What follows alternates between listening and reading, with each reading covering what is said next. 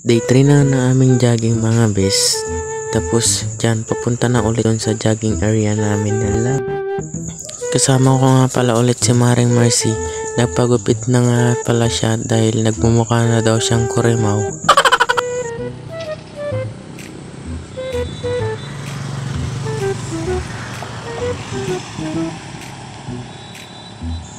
Diyan nga pala kami nagja-jogging mga bes.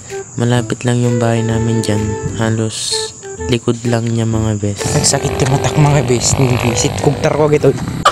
Habang naglalakad nga ako dyan, may sinabi si Maring Mercy. Oh, follow yun. Tini, tumari-SK. Siyempre, kalokohan na naman bago jogging mga bes. Boy, pamanang boy. Urain lang boy. At dito na naman magsisimula ang aking journey na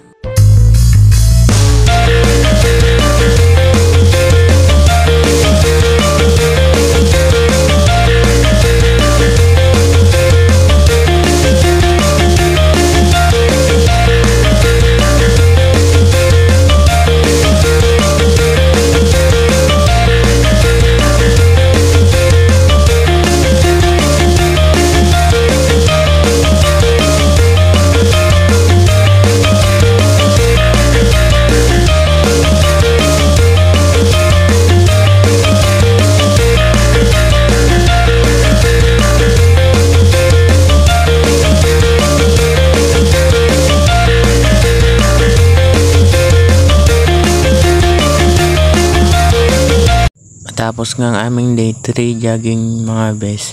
Umuwi na rin kami dyan kasi medyo gumagabi na. Papagod bes. Siyempre, may day 4 pa mga bes. Dito yung nakita naming white lady noon na naka-pink. Kasi ano siya, lalaki siya. White lady yun, pero lalaki siya tapos naka-pink mga bes. Ano ta?